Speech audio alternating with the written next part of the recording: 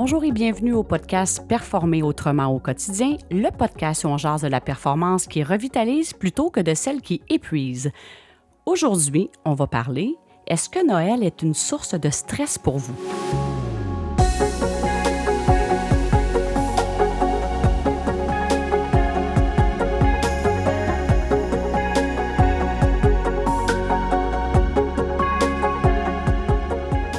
Je suis Hélène Savignac, votre animatrice, et je suis en compagnie de la très festive Karine pour parler du sujet du temps des fêtes. Alors, Karine, comment ça va? Ah, ça va bien, j'ai hâte. En date d'aujourd'hui où on enregistre le podcast, c'est dans exactement un mois, Noël. Wow! Mais c'est ça, c'est pas nécessairement un sujet, c'est pas nécessairement une fête où tout le monde est festif et a hâte, hein? Ça peut être une source de stress pour certaines personnes.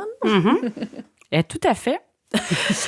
Puis c'est de ça qu'on voulait parler parce que je pense que tu as envie, puis on a tous envie que les gens soient heureux pour fêter Noël. Ouais. Alors, on parle de performance. Pourrais-tu nous expliquer, dans le fond, à quoi ressemble un Noël dans la performance qui épuise? Bien, c'est une bonne question. Puis là, j'ai pas eu besoin d'aller si loin que ça. J'ai pris ma propre exemple. OK. J'ai vraiment connu c'était quoi aussi des Noëls dans la performance. Puis il y a peut-être des gens qui vont se reconnaître. Bon. Puis attends, dans le fond, là, oui. Juste le sujet, est-ce que Noël est une source de stress pour vous? Oui. On est d'accord que si le Noël est une source de stress, c'est probablement des gens qui sont dans la performance. Ben oui, parce que... Oui, tout à fait. C'est ça. OK, bon. On est en même place. OK. Parce que je le voyais vraiment comme, justement, c'était comme une autre façon de performer le temps des fêtes qui, en fait, est supposé être une période festive et relaxe. Là. Quand on voit les images, on va en reparler un petit peu plus tard, mais c'est wow, mais je le vivais vraiment, moi, dans la performance. Comme par exemple, c'est comme la course au cadeau. La course au cadeau, ça pouvait être à la dernière minute. Puis là, je suis pas en train de dire qu'automatiquement, à cause qu'on fait ça, on est dans la performance, là, mais on va bien comprendre que dans mon cas, il y avait une intention de performance. Fait qu'il y avait la course au cadeau. Puis là, des fois, quand on est dans la course, ça va arriver des fois aussi qu'on va dépasser le budget, parce qu'on veut tellement plaire qu'on va des fois, justement, aller dans les temps caillettes. Puis là, je suis pas en train de dire que c'est bien ou c'est mal. Je fais juste de parler comment moi, je le vivais, puis que c'était dans la performance qui épuisait parce que des fois, après ça, je pouvais me sentir coupable en me disant « Mais pourquoi j'ai réellement fait ça? C'était quoi l'intention qui était derrière ça? » Fait qu'il y avait la course au cadeau, la course au party aussi, d'être partout, de dire oui à toutes les invitations. Il y avait même des oui par obligation. Puis c'était important d'être super occupé, que toutes les vacances soient planifiées au quart de tour. C'était aussi la perfection dans l'ambiance, que ça soit dans le décor, que ça soit dans la bouffe. Là, je ne suis pas quelqu'un qui est si cuisinière que ça, mais je me mettais de la pression malgré ça. Là, c'est pas pire. Depuis une couple d'années, je suis plus souvent invitée que je reçois. Mais blague à part, je me mettais vraiment beaucoup de pression avec ça, que le décor soit parfait. Aussi dans les invitations, de mettre une certaine pression de qui inviter. C'était vraiment ça. Puis, fait que ça valait autant aussi dans l'habillement. Les décors, l'habillement, le menu, la recherche de perfection. Aussi de plaire, de plaire. Dans certains cas, c'était d'acheter la paix avec certaines personnes aussi. Je pense que c'est pas tout à fait ça, là, l'esprit des fêtes. Là. Fait que je sais pas si ça te parle quand je dis ça, puis si tu veux ajouter des choses, comment non, mais toi? moi, je suis certaine, oui, certains éléments, oui, peut-être pas tous, mais je suis sûre qu'il y a certains éléments aussi qui doivent rejoindre certains auditeurs, de dire, voyons donc, pourquoi? Puis c'est drôle parce qu'on s'entend qu'en 2020, on a vécu un Noël autrement. Bon, on en parlera plus tard, mais là, cette année, je suis certaine qu'avec les parties qui reprennent et tout, ouais. Il y a probablement des gens qui, comme toi avant, doivent commencer à sentir cette pression là, de dire, bon, qu'est-ce qu'on va préparer pour le souper de Noël, puis il faut que ça soit parfait, puis il faut que ça soit bon. Oui, c'est un peu dur de faire autrement, mais... Ouais. C'était beaucoup de stress, puis je me sentais pas du tout nécessairement dans le moment présent. C'était encore l'adrénaline. Puis j'ai vraiment un souvenir très clair, là, quand il arrivait le 5-6 janvier, là, j'étais fatiguée. Puis ça arrivait des fois même que j'étais irritée, parce que je me disais... Là, il y a 2 semaines, là, que ça aurait été une belle occasion de recharger les batteries, et puis les batteries n'étaient pas rechargées. Fait que c'est de se courir partout. Puis là, il y a les parties. Là, finalement, on arrive à une place. Là, c'est le fun. Là, on doit quitter parce qu'on s'est engagé ailleurs. C'était vraiment là, engagement par-dessus engagement. Puis finalement, d'être sur une adrénaline puis à la course partout. Puis c'était même, là, c'est ça. Il y avait un certain épuisement. Des fois, j'avais même une certaine tristesse, voire même parce que je me disais, je viens de passer à côté de quelque chose et j'ai rien vu passer. Fait que la source de stress peut être avant Noël, le désir d'être parfait, pendant Noël, puis après. Parce que finalement, on s'est épuisé. Fait que là, on est au début du mois de janvier, puis on n'a pas du tout rechargé les batteries. Au contraire, là. Fait que là, on est dans la performance qui revitalise, hein? Comment? On n'y était pas encore, là. On va y aller. J'aimerais ça. Je veux qu'on se rende là. Juste à t'écouter, je suis comme, ah! Comment ça pourrait ressembler, Noël autrement, dans la vitalité, dans la joie? Aide-nous un peu. Puis je pense que j'ai nommé rapidement tantôt l'élément du budget. Puis ça vient vraiment chercher l'intention.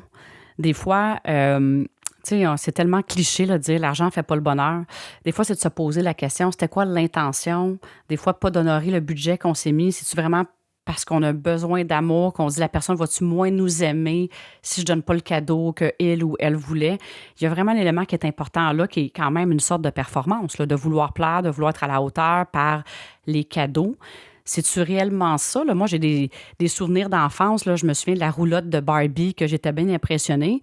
Mais demande-moi de nommer plein de cadeaux que je me souviens. C'est quelques-uns là, qui se comptent sur les doigts de la main. Là, puis aujourd'hui, j'ai 49 ans. Ce que je vais beaucoup plus me souvenir, c'était l'ambiance. L'ambiance qui était dans le Noël, les soupers en famille, les rires. Exemple, je me souviens de ma mère qui nous faisait croire longtemps le Père Noël. Il y avait comme le verre de lait puis les biscuits qui étaient mangés au retour qu'on revenait. Même quand j'étais plus vieille, que je savais que c'était pas vrai, ce petit geste-là, il était wow. Je m'en souviens encore aujourd'hui, puis j'étais comme, c'est donc bien cute. Puis là, il y avait un bon Noël avec des lifesavers dedans et tout ça. Là. Fait que ces éléments-là, c'est bien plus ça que je me rappelle aujourd'hui que les cadeaux, par exemple. Fait que je trouve que je suis revenue un petit peu là-dessus sur l'élément du budget, là, puis on va y arriver dans Noël autrement, mais je trouve ça vraiment important. Quelle est l'intention? Puis je pense que c'est une bonne idée de se remettre un peu dans notre enfance puis de voir de quoi on se rappelle, parce que souvent, de quoi on se rappelle, j'ai un autre exemple, moi, à donner, peut-être. Je me rappelle, moi, des Noëls où est-ce que toute la famille sort sur la patinoire puis on joue au hockey. Mais je me rappelle pas si la table était décorée parfaitement ou les cadeaux que j'ai eus. C'est pas ça que je me rappelle, c'est le fun qu'on a dans le moment présent. Pourquoi mettre l'emphase sur tout le reste? Puis si on le fait, mettons que le décor, là, je vais à des endroits, là, puis c'est vraiment parfait. Si on se fait vraiment du plaisir à le faire, c'est complètement d'autre chose. Là, là on est dans la vitalité. Moi, dans mon cas, exemple, les décors, c'est pas quelque chose qui est facile. Fait que si là, je m'embarque là-dedans puis que je veux que tout soit parfait comme dans des revues, là, j'ai Martha Stewart dans la tête, là, on se fait toute une image de un Noël Pinterest. Un Noël, exactement. Un Noël Pinterest, c'est pas facile pour moi. Fait que je vais me mettre une pression sans fin. Est-ce que j'ai vraiment du plaisir à le faire? Non. Mais quelqu'un qui a du talent là-dedans puis qui apprécie chaque moment, il est dans la vitalité, là. Ben oui, c'est ça, exact. Fait que le résultat peut être le même, puis quelqu'un, la petite chandelle toute bien placée, puis la personne, elle trippe, est heureuse d'être heureuse, ou exemple que c'est l'homme aussi qui contribue au décor, puis il trippe, c'est parfait, là. Je suis pas en train de juger ça. Mais c'est l'intention, dans quel état d'être on est quand on le fait. On est-tu dans la pression? On est-tu en train de se drainer pour que tout soit parfait quand dans les fêtes, c'est peut-être pas ça qu'on va se remémorer. Donc, le Noël, comment pour être autrement? J'avais le goût de... J'ai lu un petit peu, je me disais, bon, l'esprit des fêtes, là, j'ai trouvé une définition, je trouvais qu'elle était bien résumée, qui disait que depuis toujours, l'histoire de Noël, c'est un sentiment qui plane dans l'air de la patience, de la joie, de la magie.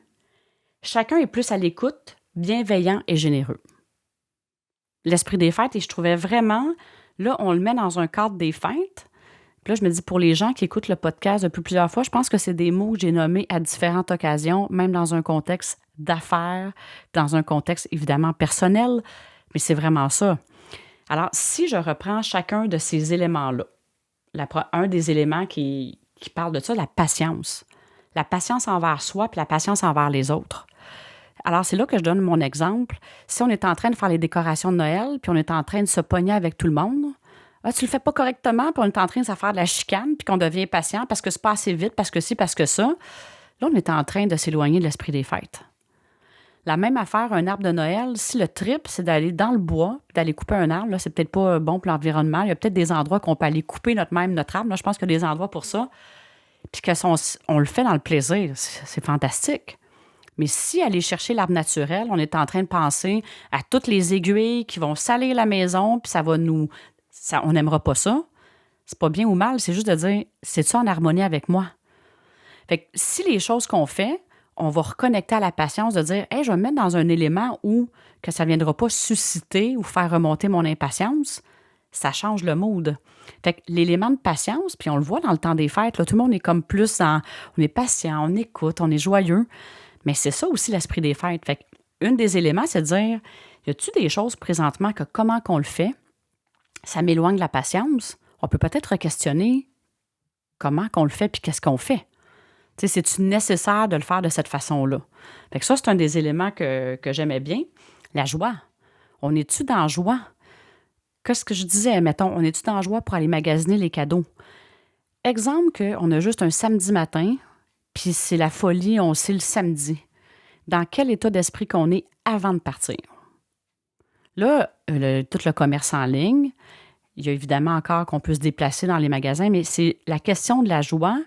Si on n'est pas dans la joie pour aller magasiner les cadeaux, puis c'est un checklist, une obligation, on est en train de s'éloigner de l'esprit des fêtes, on est en train de se drainer, veut pas. Fait que c'est de se dire, OK, comment je pourrais le faire qui va faire en sorte que je vais rester dans la joie, ou même, on peut peut-être rien changer, mais de prendre un moment avant de partir faire ses commissions, puis de prendre un moment pour respirer, puis de dire, hey, je vais respirer dans la joie. Puis s'il y a quelque chose que je suis en train de faire qui ne me procure pas de la joie, mais peut-être de dire, je suis peut-être mieux d'attendre. Fait que c'est vraiment de rester dans cette connexion-là à la joie qui va faire en sorte que souvent, on va être des fois plus inspiré aussi. C'est toujours ça, l'état d'être dans lequel on est va faire en sorte aussi qu'on va voir les opportunités, qu'on va voir peut-être des cadeaux différents ou qu'on va voir, puis dire, c'est-tu vraiment un cadeau matériel ou ça pourrait peut-être être une expérience? Moi, j'ai déjà offert ça à quelqu'un du temps. Une fois, j'avais fait une petite boîte, je m'étais vraiment fait du fun avec ça, c'était des pensées. Il y a des boîtes toutes faites de ça, mais là, je l'avais faite manuellement. C'était pas tant pour sauver de l'argent. Bon, OK. Mais j'aimais le côté personnel du cadeau. Là, pour moi, j'avais été inspirée de faire ça. Puis là, j'étais allée acheter une petite boîte. Puis je me suis fait du fun d'acheter la petite boîte puis de faire ça.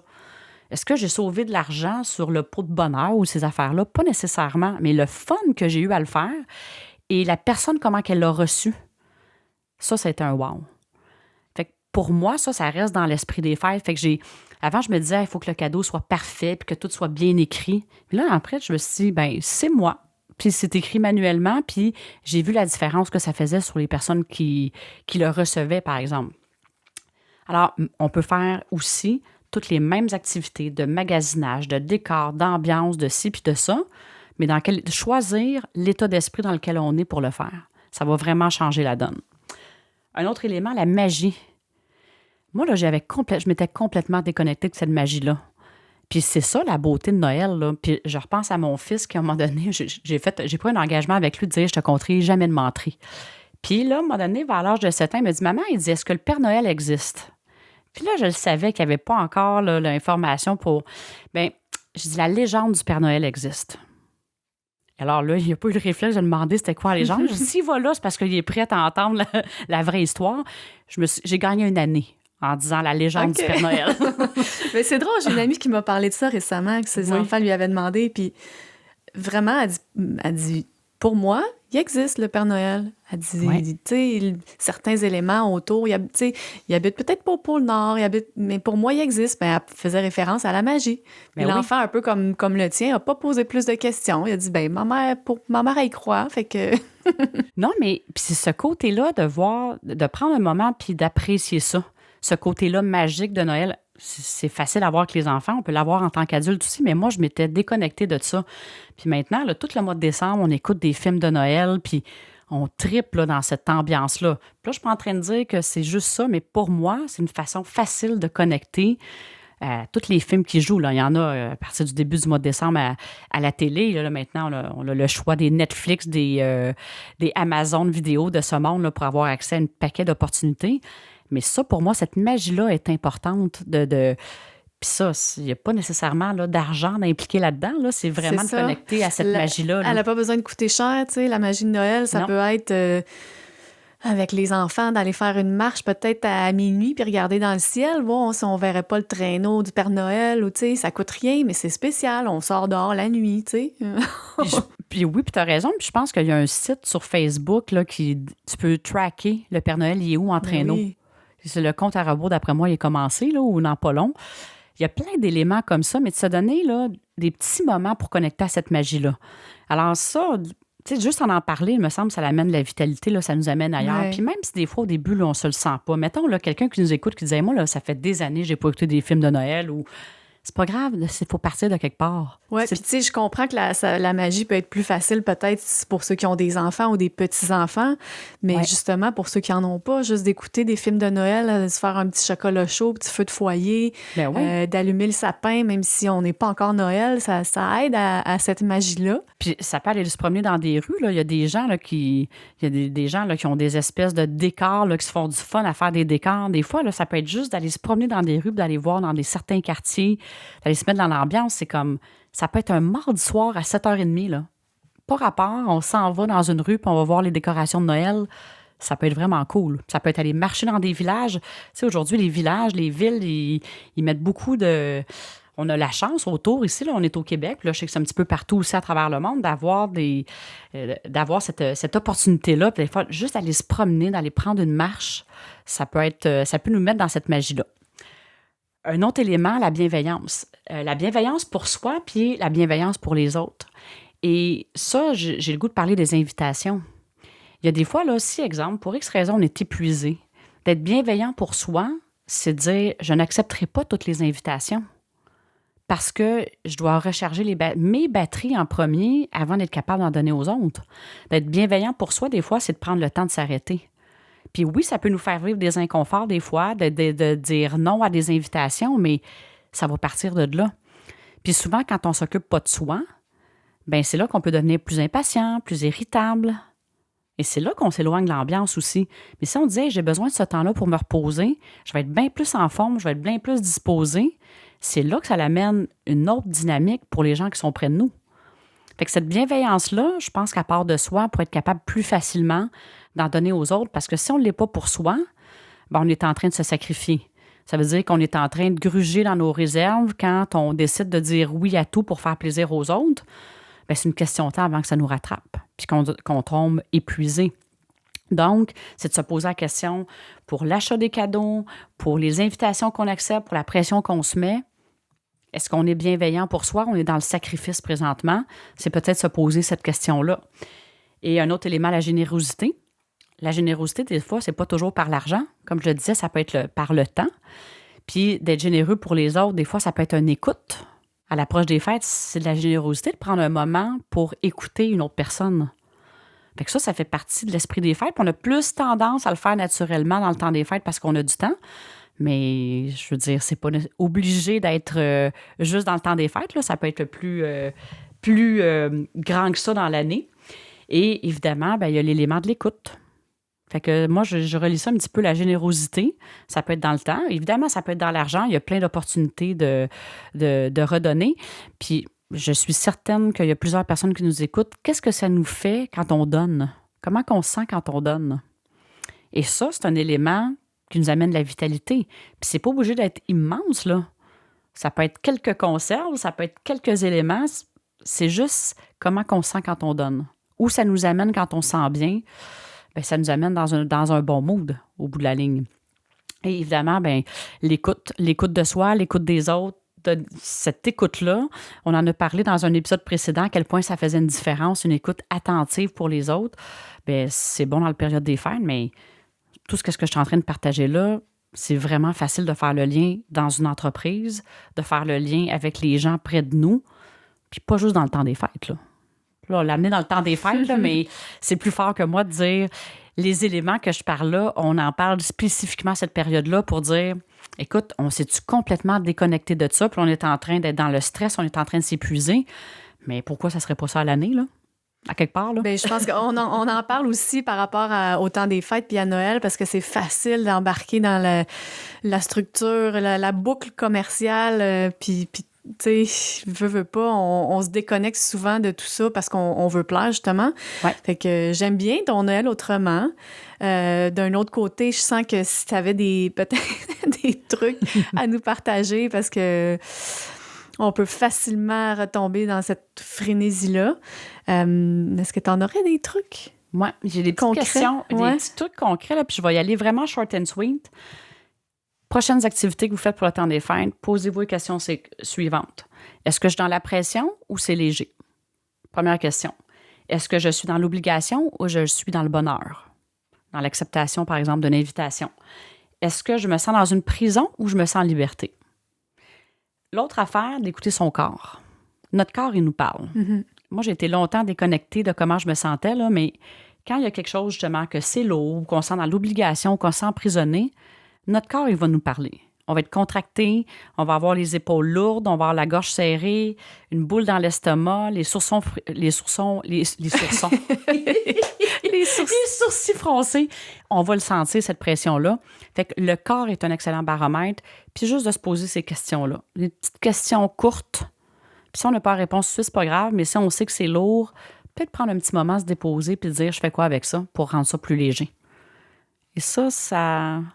Juste de prendre un moment, là, de décrocher ce beat-là de l'adrénaline, de la frénésie des fêtes, puis dire OK, est-ce que c'est pression, légèreté, obligation dans le bonheur, prison ou liberté, puis d'écouter son corps, comment il nous parle, là? Je pense que c'est un bon baromètre pour dire est-ce que je suis dans l'ambiance des fêtes ou je suis plutôt dans le stress des fêtes? Puis de se poser les questions, puis d'y répondre honnêtement, puis d'écouter sa petite voix et sa réponse. Hein? Oui. Parce que je peux imaginer des gens dire « OK, oui, c'est lourd, mais il faut que je le fasse pareil. » C'est ça. Là, à un moment donné, c'est une question de choix. Mm-hmm. L'idée, dans le fond, qu'est-ce qu'on partage à travers ce podcast-là, c'est d'offrir des choix différents. Moi, c'est que j'ai longtemps pensé qu'il y avait juste une façon de faire. Là, c'est une invitation. On peut décider de dire, je vais encore leur vivre dans le stress, puis ça fait mon bonheur, puis c'est bien parfait ici. En fait, l'idée, qu'est-ce qu'on partage, c'est de dire, ça peut être autrement. Est-ce qu'on a le goût de l'essayer autrement cette année, puis de voir... Puis ça se peut, là, que si on est habitué que tout soit parfait, puis là, qu'on voit les imperfections, ça fasse se relever des affaires quand on va le vivre. Mais justement, là, ça en était une opportunité d'expansion. Ça a fait relever ça, mais finalement, c'était pas si pire que ça. Fait que ça change la perspective. En 2020, il y a beaucoup de gens à qui j'ai posé la question ou qui se confiaient que Colin, ils ont vraiment aimé le Noël autrement, pas de party, pas de ci, pas de ça, puis de vivre quelque chose de plus relax. Fait que est-ce qu'on est obligé cette année de retourner dans l'ancien pattern? On n'est pas obligé. Effectivement, on n'est pas obligé. Et là, ça aurait été, si on n'avait pas eu la pandémie, sûrement que ça aurait été épouvantable.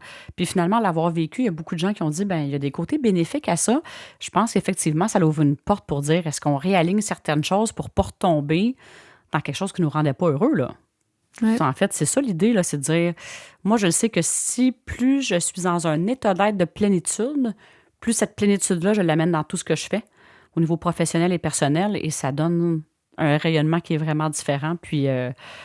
moi, je fais le choix de continuer de dire oui à ça, tout simplement. Puis, en le partageant, je me dis, si longtemps j'ai pensé qu'il n'y avait pas d'autre façon de faire, je me dis, il y a peut-être d'autres personnes qui sont là-dedans qui se disent, je me suis jamais arrêtée à savoir, ça peut-tu être autrement? Fait que c'est un peu ça. Oui, c'est super beau. Je trouve ça vraiment beau. Puis, j'aimerais ça qu'on finisse, tandis qu'on est dans un épisode un peu temps des fêtes. Mm-hmm. Un autre sujet qui peut être pression, performance. J'aimerais ça savoir, qu'est-ce que tu penses des fameuses résolutions du Nouvel An? J'aime ça, cette question-là. Parce que là, on a parlé d'un peu de avant le temps des fêtes, puis pendant.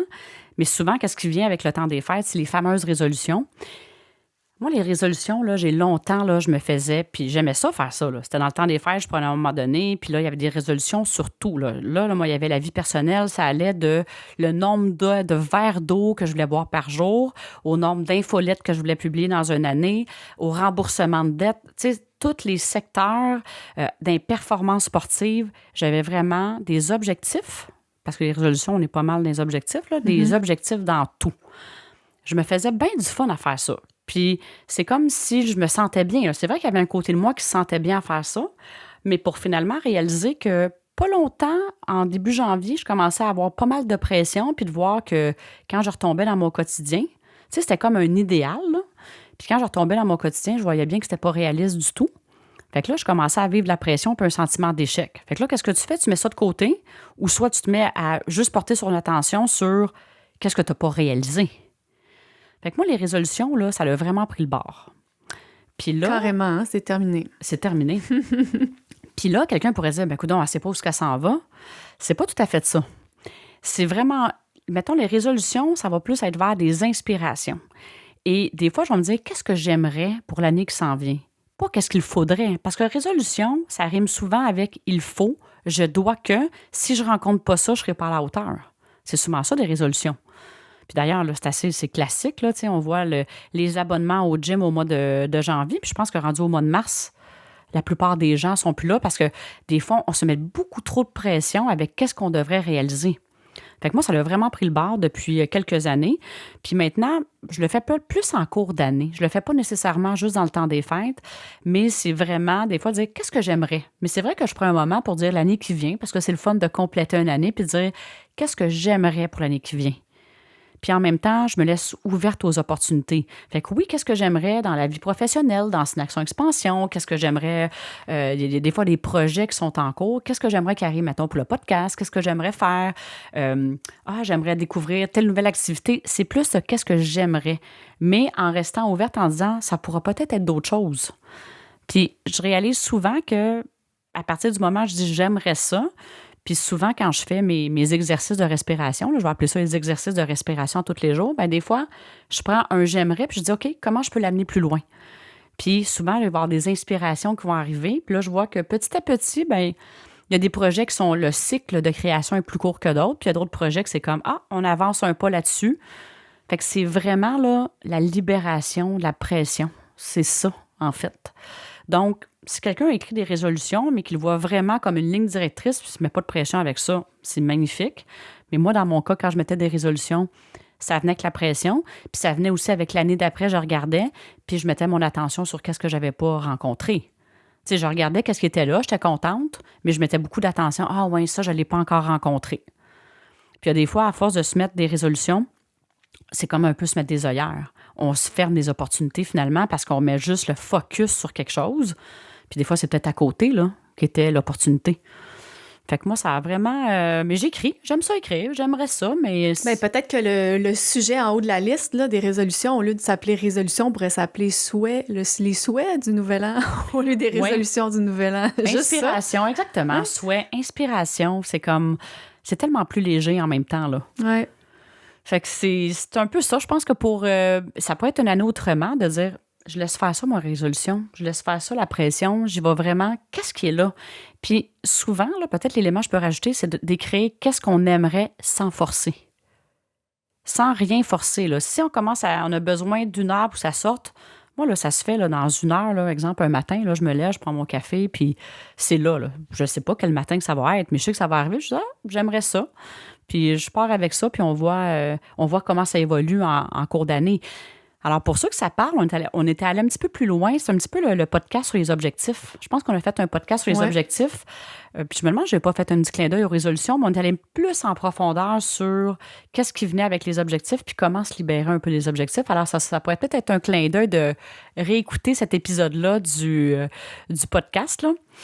Je te vois que tu es en train de regarder. Oui, écoute, efficace, Karine. C'est quel épisode?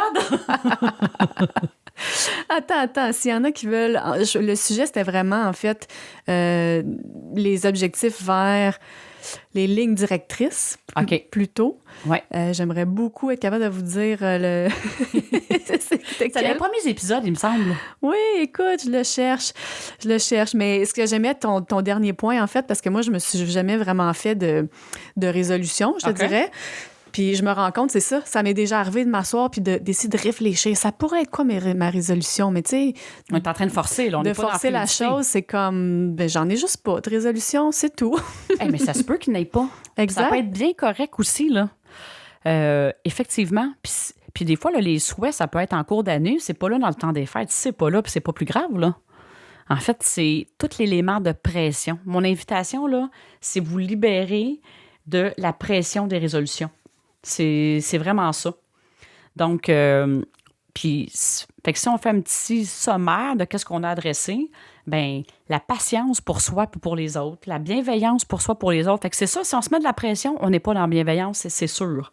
Générosité, la joie, d'aller connecter à cette joie-là qui est plus facile de connecter dans la période des fêtes. Puis après ça, ma question, évidemment, ça serait de dire comment amener ça au-delà de la période des fêtes? Parce que tous les éléments qu'on a jasés aujourd'hui, c'est applicable dans la vie de tous les jours. Ça amène tellement une perspective qui est différente. Alors, ça serait ça mon invitation cette semaine. Bien, c'est une bonne invitation. Puis tandis que tu parlais de ça, de cette invitation aux auditeurs, j'allais trouver, c'est ça. Si vous voulez écouter un épisode qui est plus sur les objectifs, c'est l'épisode numéro 4, c'est vraiment un début de podcast, où est-ce que là, on disait, bon, que diriez-vous de ne plus avoir d'objectifs? Wow. On parle de l'avenue, des lignes directrices. C'est un peu le même sujet, mais on avait fait une bonne demi-heure là-dessus. Donc, si vous êtes intéressé à écouter cet épisode... Ben oui, mais merci d'avoir fait la recherche. Et puis, en fait, mon invitation, pour ceux que ça résonne en vous de laisser tomber les résolutions, si ça vous tente, vous pourriez nous partager sur les différentes plateformes de Synaction Expansion, c'est quoi vos inspirations ou vos souhaits pour la prochaine année. Des fois, ça peut inspirer d'autres personnes à justement passer là, de cette... c'est un petit peu passer de la lourdeur à la légèreté. C'est un petit peu mon invitation et d'amener l'esprit des fêtes avec soi dans la vie de tous les jours. Excellent. Puis écoute, même si les gens écoutent le podcast à n'importe quel moment de l'année, est-ce que c'est là qu'on leur souhaite un joyeux Noël dans la légèreté? Oui! Joyeux Noël! Merci beaucoup, Karine. Alors, pour ceux qui nous écoutent, on est vraiment présents sur toutes les plateformes et puis n'hésitez pas à le partager non plus parce que c'est une belle façon de faire rayonner le podcast partout à travers le monde. D'ailleurs, j'en profite pour saluer, même si on est à la fin de l'épisode, les gens du Costa Rica et de la Belgique qui nous écoutent. Alors, un beau bonjour spécial et un beau temps des fêtes à vous aussi. Puis merci à tous les auditeurs du Québec et de partout dans le monde d'être là et d'être fidèles avec nous. Alors, sur ce, belle période des fêtes et bonne semaine.